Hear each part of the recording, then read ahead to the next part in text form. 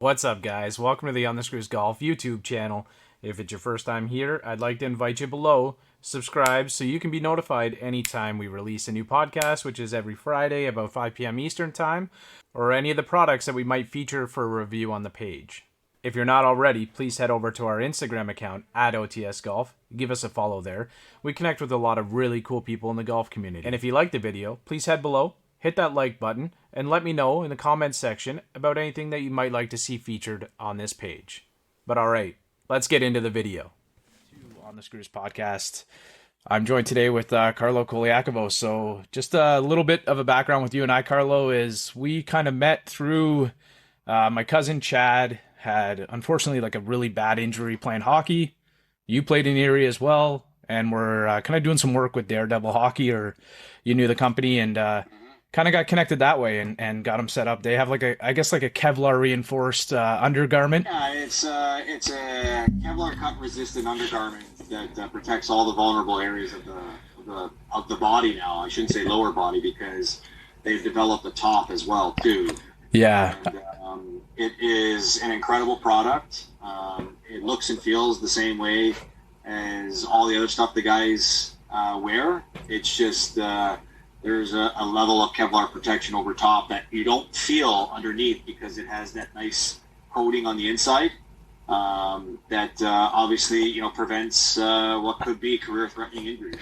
Yeah, and that's kind of what Chad went through, right? It was like a really deep, long laceration. So appreciate you kind of setting him up and bridging that gap, and they've sent him out some of that gear, and he's played with it all season.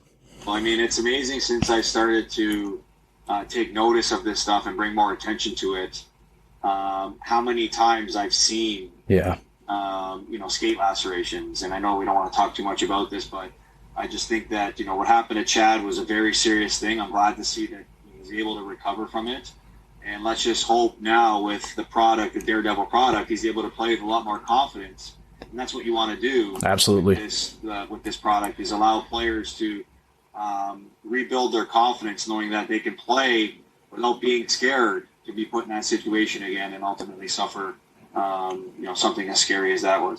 Yeah, absolutely. Like I notice it even more and more, and like you said, well, it's a golf podcast, so we'll hop into it here. But I know PK got like a really bad one at the end of the year too. So it's yeah. So maybe just give us a quick introduction, Carlo. A little bit about yourself, kind of what you do. You work with TSN. You're on the radio in the morning. Listen to you every morning. So maybe give me an idea what's going on in the life and the world of Carlo Colaiacovo. Yeah, first and foremost, I'm dad, a 38-year-old dad, two young kids. I'm a former NHL hockey player of 14 years. 2 years played in Europe.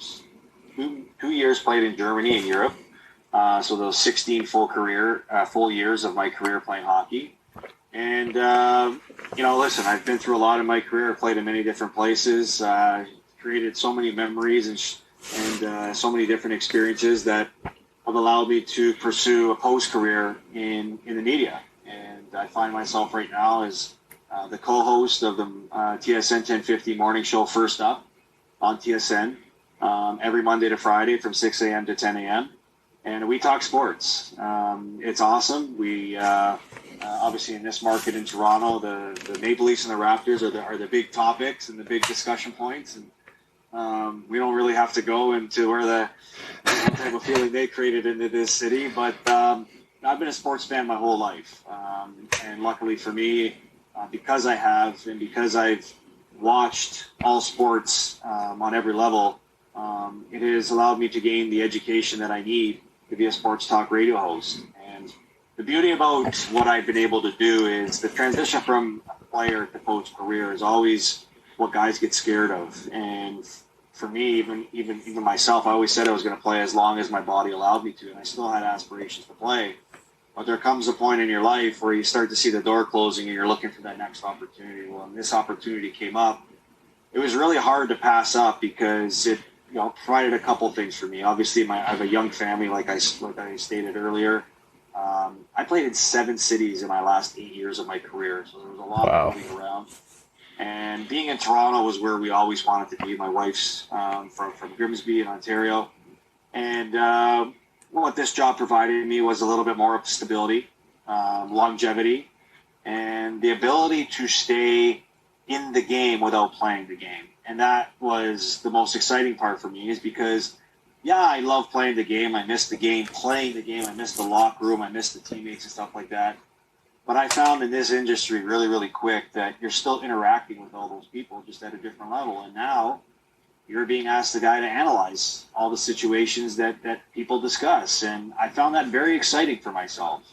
And, you know, I've been doing that for over 3 years right now. I mean, luckily for me, when I first walked into the gig, the Toronto Raptors won the championship. Yeah, no kidding. The Maple Leafs turned themselves into a really competitive team. It's become a really fun job to do because you're covering fun teams. Yeah. And this year was a little tough. I mean, COVID made it a tough situation for everybody, but ultimately, at the end of the day, I'm really happy with what I do because it's allowed me to stay engaged in the thing I love the most, which, and obviously you see with my background, the things that excite me, the Buffalo Bills, Team Canada, playing basketball, collecting hockey cards. Like, I'm in it in all sense. And, you know, now here I am on your podcast talking golf, because golf is the thing that I love to do the most on my free time. Yeah, it's kind of just that's it's been a passion project through COVID, really, right? So it's kind of opened up a lot of doors for myself. And like I was saying this morning, you chatted with Bob Weeks, and I had him on the podcast just before the Masters, which was incredible because if you're chatting golf in Canada, who do you want to talk to more than, you know, Bob Weeks? Like, you guys had him on the show this morning, and would be the only other guy. yeah, such a pleasure. So I was listening to Golf Talk Canada, and like those guys know so much. And I know you guys mentioned Mr. Butcher, the Mr. Butcher giveaway. So I actually won it last Monday.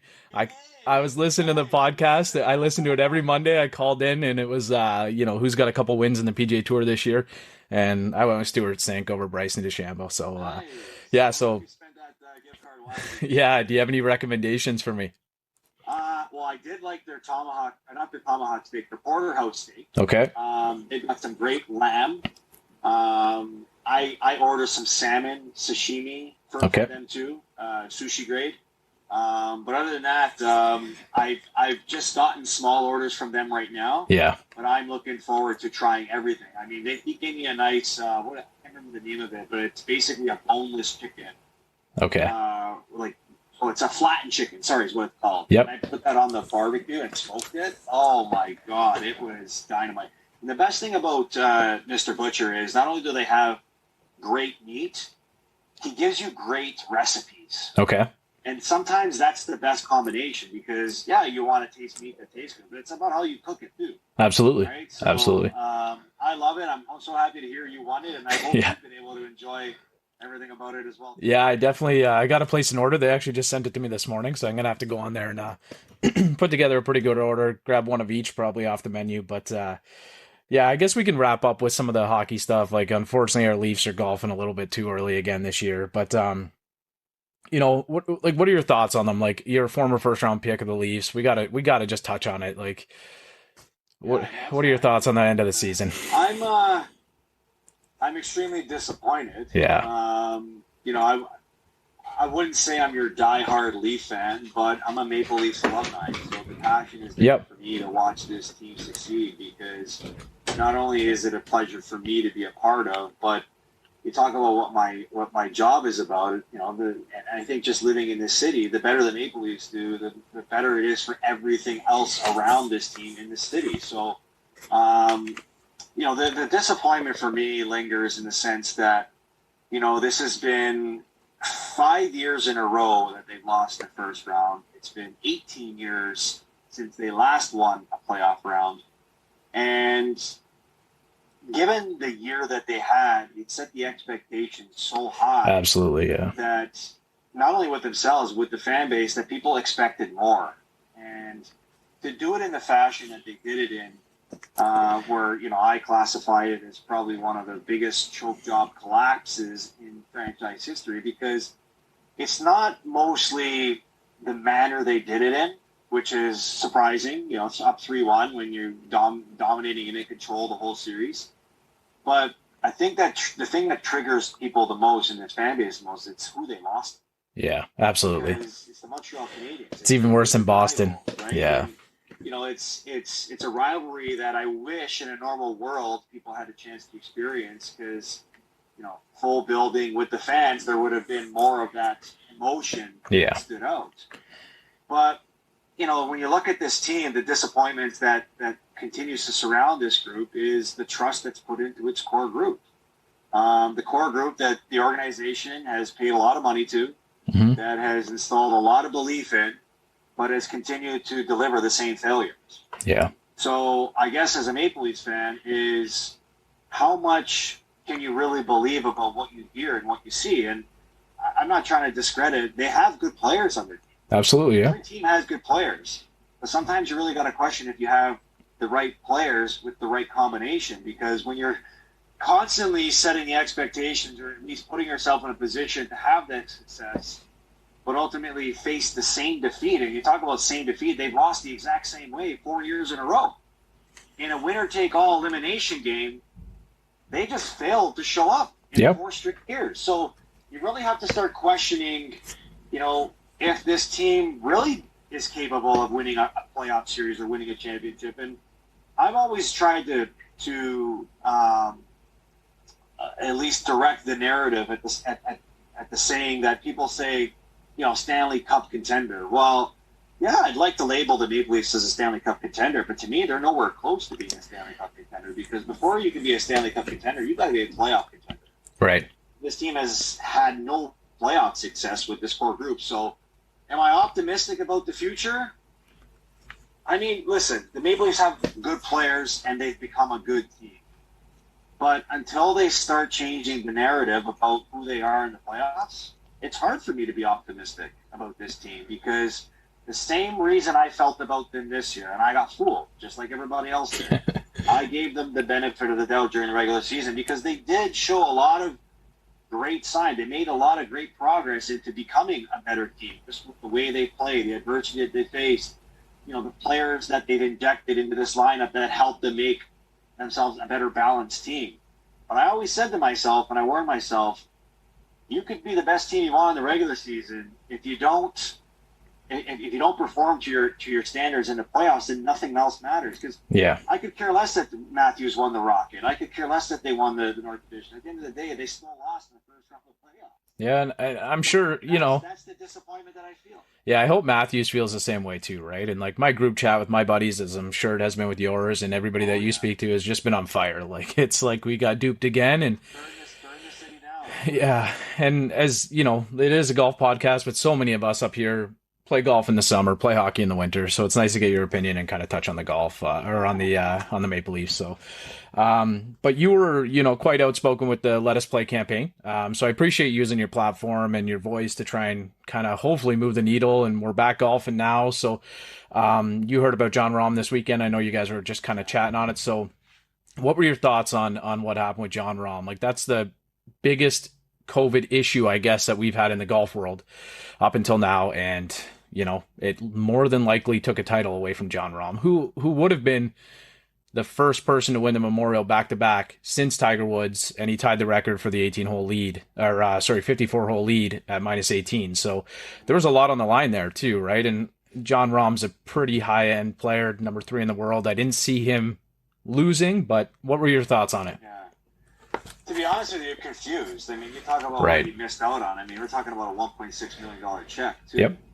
And listen, I understand each sports league or sports organization has rules that they want to follow and stick by. But, there has been so much that our world has had to adjust to with COVID. And I know when golf, which was the first sports to make its way back post-COVID or even mid-COVID, right. They sort of set the ground rules as to how sports were going to operate. And they were the easiest sport to do so because it's an individual sport, it's held outdoors, and there's really not much interacting, especially in the first couple of months when they started to come back. Now things have changed drastically. But right.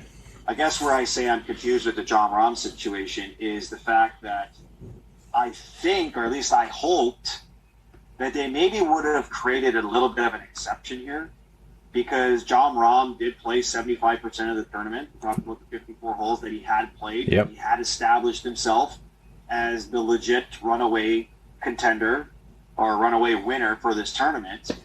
And I understand the difficult news behind what he was delivered after the last hole on Saturday. But anybody will tell you when you hold a 6-stroke lead going into the final day, chances are you're probably going to win the tournament. Yeah. And that's where I feel for JohnRom is that, the NFL said it best when, they were learning to navigate through a pandemic season. And the one word they continue to use is adapt. Right. Adapt and adjust. And in saying that, it was basically having a set of rules in place, but adjusting on the fly as you encounter them. And I think in this situation, this could have been the best example where they could have at least executed that adapt and adjust mentality, because all you got to do is look at the optics. If he was a guy tied in first place or he was a guy in the hunt, okay, you can understand. But this guy had a 6-stroke lead. Yeah. I mean, if there was a way maybe you could get him out on Sunday, which optically probably wouldn't have been the best look, or you could say, hey, listen, you're not going to play. We're going to average your 3-day score and give you a final score for the Sunday. Because, again, you're adapting and adjusting. And you give him that score, and whatever it is, based on the average he accumulated, you add that to his score, and at least you let it play itself out. Because to completely eliminate a guy who is the runaway leader in this, to me, made absolutely no sense.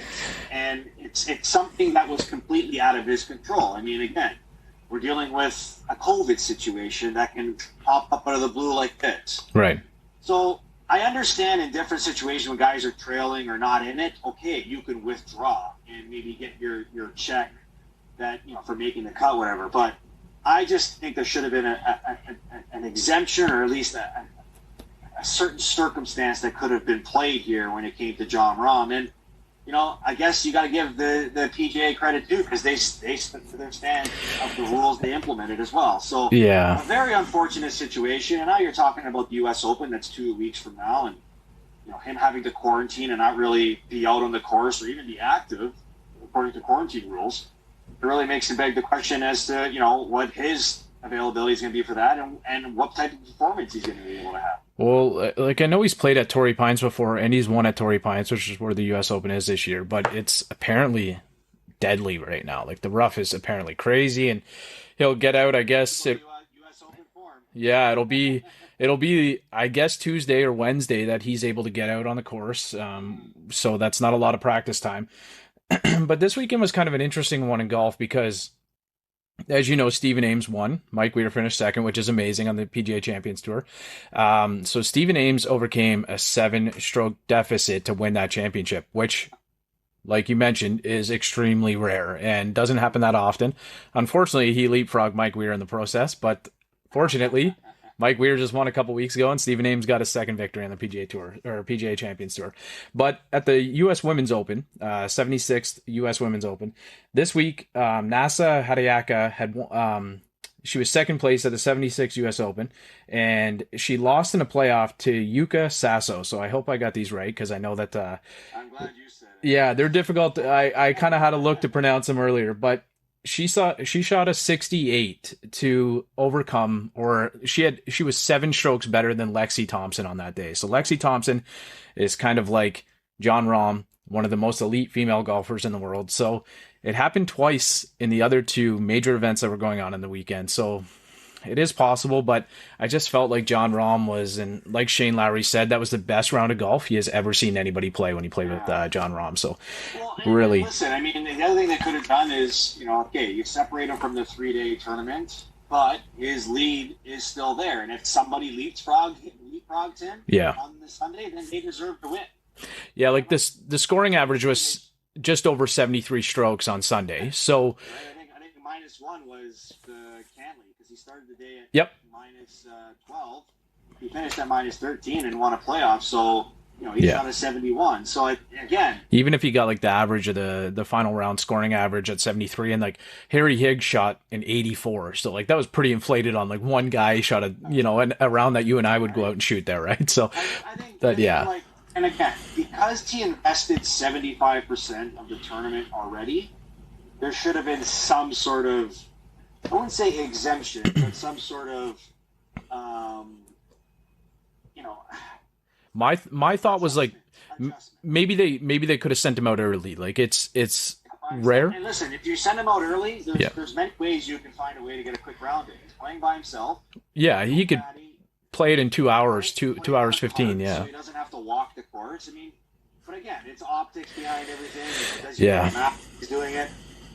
I think this creates a bigger conversation because what you want to eliminate is something like this happening again. Exactly. Where you're going into a final day and you're dealt with this scenario. So I just hope it would have happened already, though. That was my thought. Is I hope they would have had that conversation already, and something would have been put in place. Like, all scenarios. If we've got some guy in the middle of the pack, bottom of the leaderboard, barely made the cut, something like that. But what if we have a winner after 54 holes, or not a winner, but somebody dominating the field? Then what do we do, right? So, I don't know. We'll hopefully there'll be something put in place, and hopefully he comes back and plays Torrey Pines really well because he deserves it now. He deserves the check now. Yeah. I've had JohnRom has been my go-to guy because my last 2 golf pools that I've been in, he's been a guy that we've selected. Yeah. And he's helped us win. Yeah. So, and it's been his final rounds on Sundays. Yeah. In both tournaments that have been the difference maker. I think so. Last tournament was the PGA Championship, the Masters. Yep. On the Sunday, he shot -6. Yep. And he didn't finish anywhere near the top of the leaderboard, but that -6 put him in contention, and it helped me in my bracket with my pool. So listen, I'm a big JohnRom fan. It sucks to see what happened. But Well, also too, like DJ's been slipping. Justin Thomas has just been kind of like, chipping away, but every golfer in the world wants to be the best in the world, JohnRom especially, right? So that's a lot of points that he's lost. I think it was like 550 points or something towards the official world golf ranking. So that's a tough one to swallow. I'm sure he's not hurting for money, but like that drive at that level when you're an elite golfer to be the best in the world, that's a tough pill to swallow for sure. But you and I, we're both from the Toronto area. We played a lot of courses around here. I wanted to ask you what your favorite one was in the area. Well, I'm a Club Link member. Okay. So I have the great opportunity to play a lot of courses, but obviously with COVID last year, I kept my circles really close to me. I do love playing Heron Point because it's the course I shot my lowest round in, 79. Nice. I'm a member at Rattlesnake. I love playing that course because there's 2 18s there and it gives you some variety. Wind Dance was a very scenic and challenging course. I would love to get up to the Muskokas and, golf Rocky Crest, Grandview, Muskoka Bay, Yep. St. Joe's, because it's been a while since I golfed those and to really remember what they look like. But it's hard to pick one. We're lucky. It's really hard to pick one, but obviously I'm going to pick the Grand Slam home run winner, and that's the National Golf Club of Canada. I mean, there's a reason why it is ranked number 2 in Canada because it has that prestige to it. It's, it's an elite members course, but as exquisite as it is, it's one of those courses you want to quit golf after you're finished playing it because you get this anticipation and this excitement rolling through you when you're about to play it because you're playing on an unbelievable course. You want to score well. You're playing well going into it. You have this vision, okay, you have an idea of where you're going to shoot. And then you come nowhere close to shooting that because of the difficulties the course presents. For sure. Aside from that, you're surrounded by great company. They've got a great clubhouse experience there. And obviously a very challenging golf course. So I would have to say, I wouldn't classify that as my favorite, but it's definitely one of the best ones I've played. Yeah. Clearly, my favorite is Rattlesnake because I play there 2-3 times a week on average. Nice. And it's a course that I've really learned, and a course that I enjoy playing because, like I said, it gives you 2 18s as an option. Where sometimes if you get bored of one, you play the other. And I've loved everything about it, and I've really enjoyed the pleasures of being a Club Link member, and I'm so glad that I chose that option instead of being, a member at a single course. Because I do like varieties. Absolutely. We all do, right? So, I grabbed something off your Instagram last June 30th. You posted it probably looks like a 4 or 5 pound bass there. What course did you catch that at? So you got to give us an idea. Like I've been following you for a long time, and I know that you got a rod in the bag. So how did that how did you choose to bring a fishing rod out to the course, and where did you catch that one? So it's the thing I do. I remember golfing with one of my old buddies back in the day, where golf really wasn't um, that big of an excitement for me because it was hockey in the Right. second, and it was my hockey was my first priority. But golfing with a buddy of mine, Kyle Ardell, playing at what was the course name? I'm drawing a blank right now. Anyways, it was a course in Burlington. And we go out and play. He's got this fishing rod in his bag. I'm like, why do you have a fishing rod in your bag? And he looks at me and he goes, buddy, golf course ponds are the best fishing spots ever. Oswins was the golf course. And so I was like, what? What are you talking about? So we pull up to this par 3. We both shoot it onto the green. And as he's walking up to the green, he throws a line in the water. He pulls out this monster bass. I'm like, you got to be kidding me. You're right. This is amazing. So right from that moment on, it's been the thing that I've done all the time because I've always been a golfer. Yeah. And I'm sorry, a fisherman. I love fishing. I just don't get to do enough. And so I started doing it, and I started having the same luck. I'm like, every course that I go to, I'm, and I don't do this and ruin the pace of play. I'm very respectful for pace of play and all the rules that golf implement. Yeah, cast one in there and see if you grab something. Why not, right? Usually before every shot, if you're playing on a really busy course, you have time to wait. Yeah. So drive up to my ball if I'm near a pond. While I'm waiting to hit my next ball, I throw a line in the water. And most times out of not, if you find the right pond that has the stock fish in it, you're pulling one out every cast. So, God, I'm drawing a blank right now of the course that I played in. Something Fire. Dragon's Fire. Okay, yep. Out in Carlisle. There's a 17th hole there. It's a par 3. And I carry my fishing rod in my bag everywhere I go. And the first thing I like to do is, you find a member that works at the golf course, and you kind of sneak up to him and say, hey, you guys got any stock ponds on your course? And some guys will know, and some guys will look at you cross-eyed, right? But, you're asking the question out of curiosity. Right. And so I always get that information first before I actually explore it. Or if I don't, I just try to take a chance anyways. But usually you know which ones to hit and which ones not. Like, if you see a small body of water, chances are there's nothing in there. But if you see, one that is in as sort of like the, what do you call it, the focal point of the course, usually that's the one that has it in them, right? Well, I'm thinking at my course, and it's fresh on my mind because it's a par 3 about 100, just under 160 yards. And last year I hit the pin. My last round I played there, I hit an 8-iron into the wind and left it, it rained just before, and I was probably about 10, 12 inches off a revolution of going in the cup. So if it didn't rain, I was getting a hole in one. I know it, but it's a full water carry, right? So and I've heard that the pond there is great, and it's not it's not a man-made pond, so it's a natural element to the golf course, which that's what kind of made me think I'm sure you'd love that one. Now going up 9, there's a koi pond up there. I don't know if you'd want to fish in that one, but no koi, just bass. Yeah, I find the ones with bass. Yeah. Obviously, you can see the kois that are swimming in them. But anyways, to make a long story short, par 3 at Dragon's Fire, 120 yards, which is my money club. It's my gap wedge. It's my favorite club to hit in the bag, and I'm money every time that I hit it. So I pull up to the tee box. I pull this club out. I'm just not feeling it. I swing anyways. I don't know why I did. And I hoofed it into the water. And I was so mad because I'm like, no, this shouldn't have. I was actually shooting a really good round, too.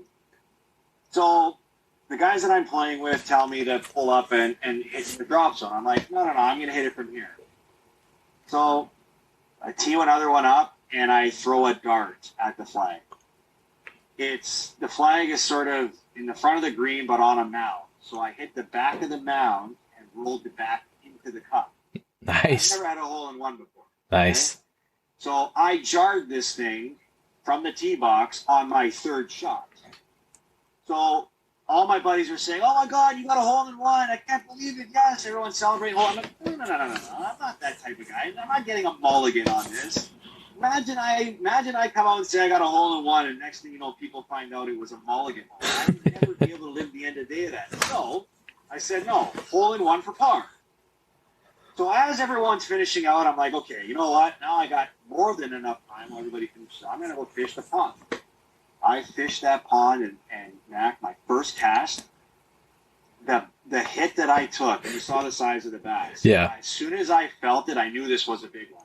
And I fished out of that pond before, and you're pulling out small ones, and it's a nice thing, you know. You basically almost every cast you're pulling one out, and they're small, they're big, they're range. This one was a monster. It was like I didn't have a weight thing on me, but I could tell by the size of its mouth, it was easy 5 pounds. Yeah, it looked it. That's kind of what I thought. Yeah. Yeah. So now I'm thinking to myself, this is unbelievable. I should have had a hole in one. I didn't. But at least to make myself feel better, I pulled out the biggest bass I've ever caught in one of these ponds. Right? And I haven't fished the big ones yet, or the courses yet that have the big ones in them. Yeah. But to me, it doesn't matter. Like the joy of actually doing both things at once, golfing and then fishing while you're golfing, fishing's great. But to commit a full day to it when you're on the water, and you know, sometimes you get a bite, sometimes you ghost, most times you get skunked.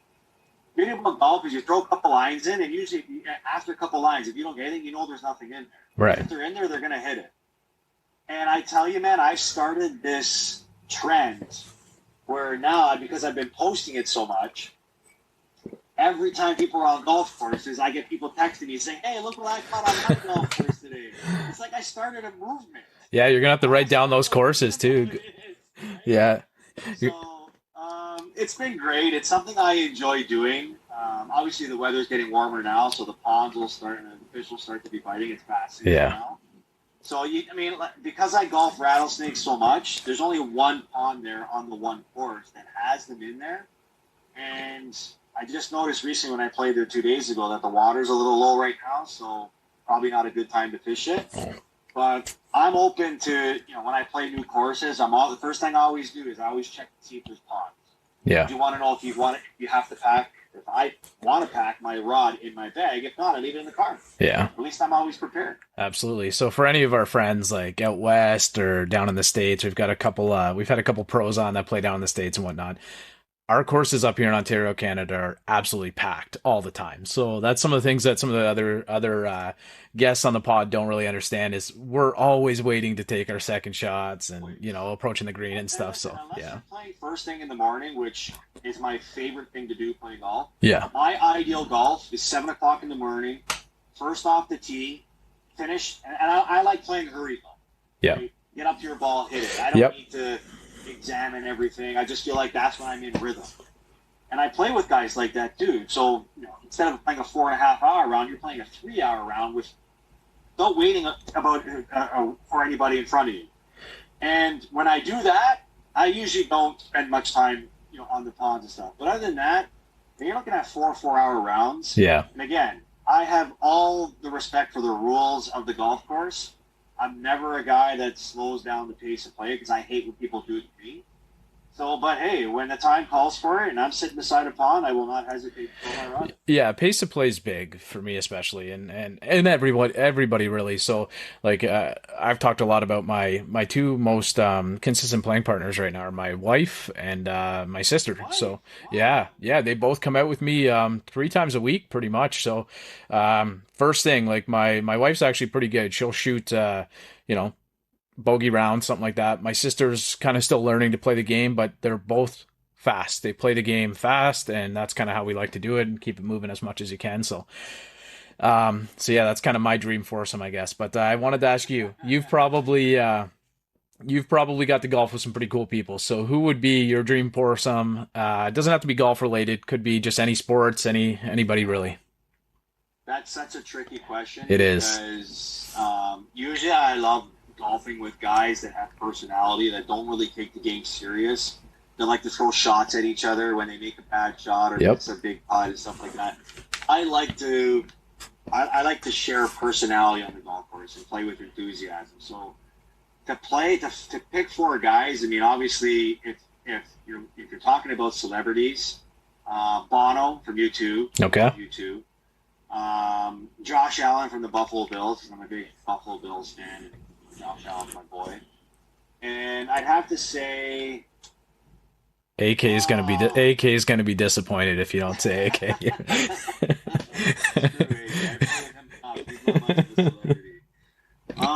I would have to say the next person would probably be The Rock. Okay, yeah, that would be pretty wild. Yeah. Yeah, I would love to see him hit a ball. Like that would be like typically people say, Bill Murray, MJ, Charles Barkley, like it would Charles would be great. oh yeah, for sure. For sure. He's not that great of a golfer, but he'd be great for the entertainment factor. Yeah. Yeah, he's getting better, but it would be pretty interesting to see Dwayne Johnson try and crush a ball. That'd be something else. Oh yeah. Well, just there's that intimidation factor, right? Yeah. For sure. So I asked before I let you go, Carlo, I asked Bob Weeks the same question, and I stumped him a little bit. So I got to ask you who the best foursome is at TSN. Okay.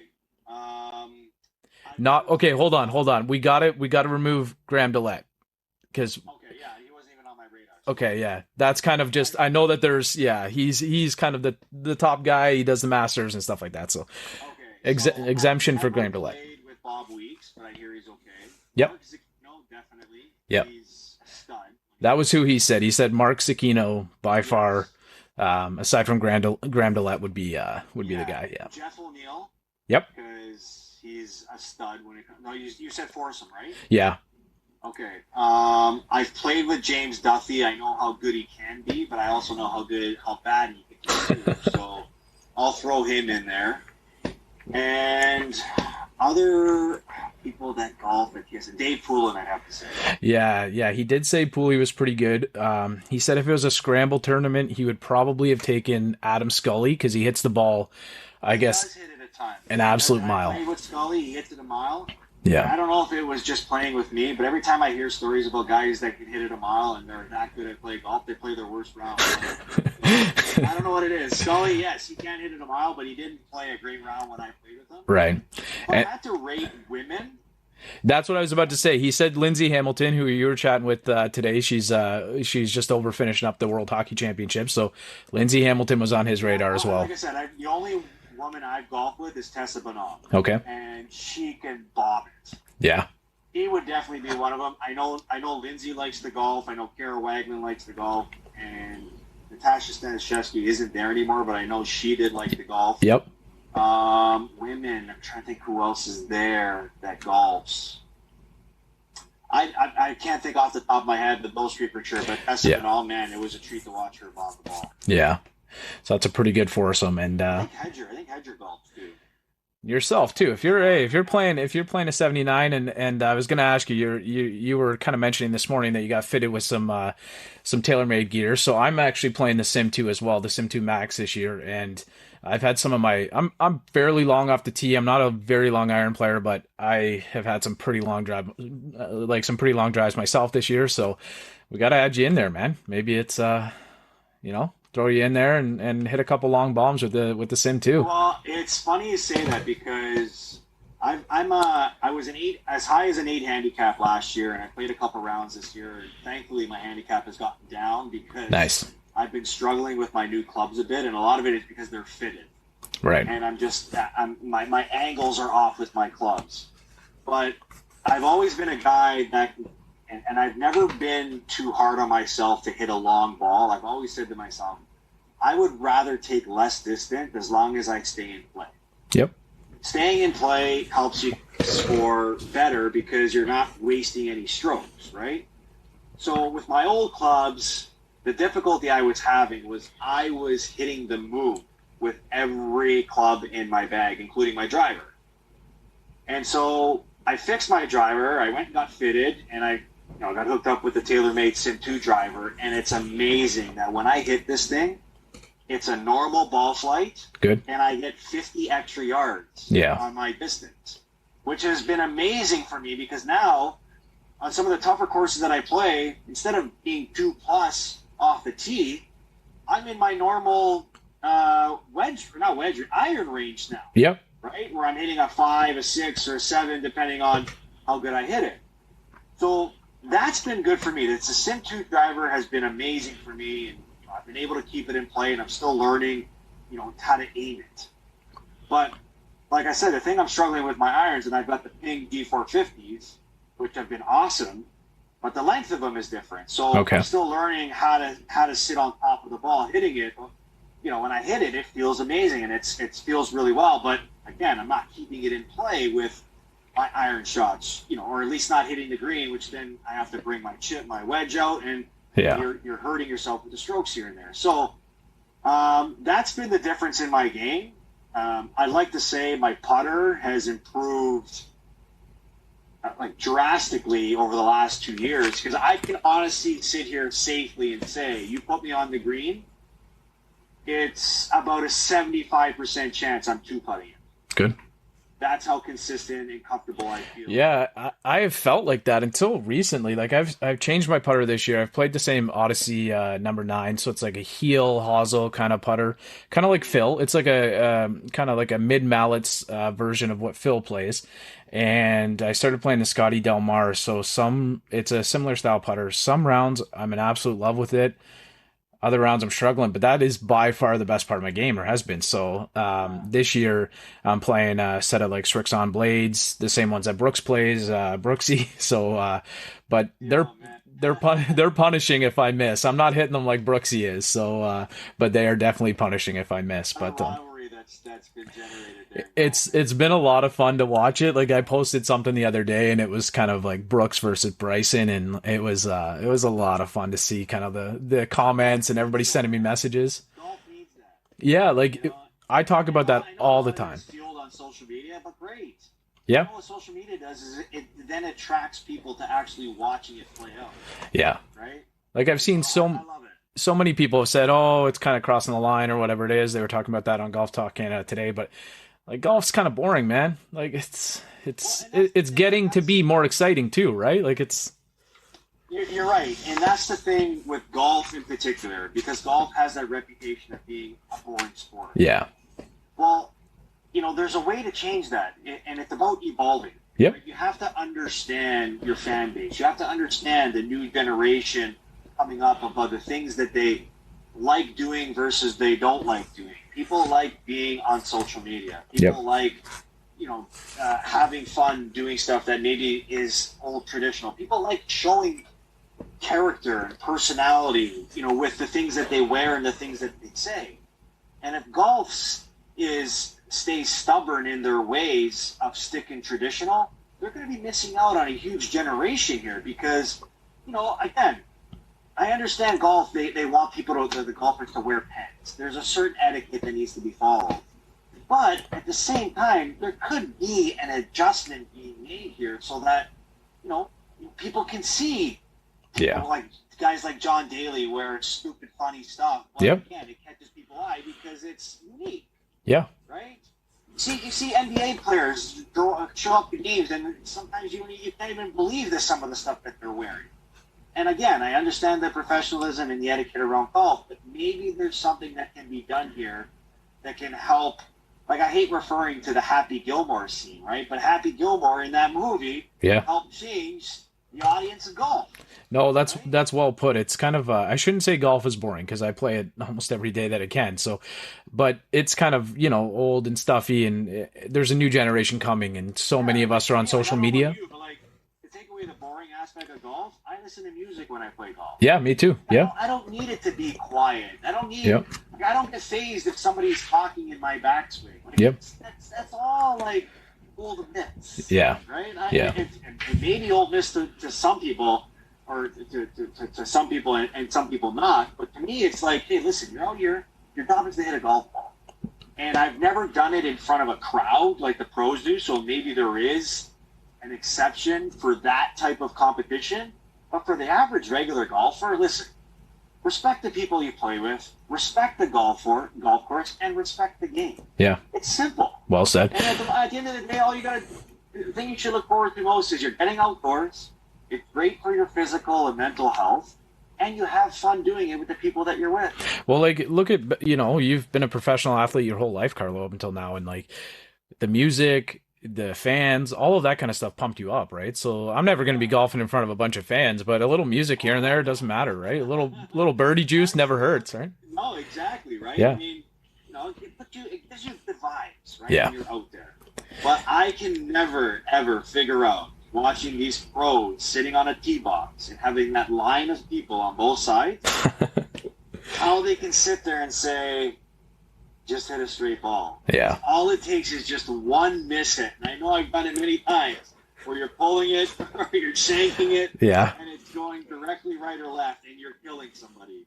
Yeah. Point doing that. We've seen a lot of it, and like even DJ hit somebody this year, and Justin Thomas, Justin Thomas at the Masters, I think he hit his dad, so which is pretty crazy, right? But I've taken a bit too much of your time to this morning, Carlos. So I really appreciate you hopping on with me. It was a lot of fun, and it was just great to talk about golf. And thanks again for connecting Chad and helping him out. So that could mean a lot in his career. So he's playing in Rockford this year. Had just played in Rockford. Was really enjoying it. So maybe I'll see you out on the golf course sometime this year. That'd be awesome, man. All right. My fishing rod. Exactly. All right. Take care, Carlo. Thanks for hopping on, man. All right, man. Take care. All right. All the best. Bye for now. He's out in my ball in the course where I tee up. I lose the ball and I re-up. I miss a fairway, I probably end up in the ocean or maybe the beach. And I'm on a par 5 and I'm finna go reach it. Second was blind, I ain't see it. Feel like it might be an albatross.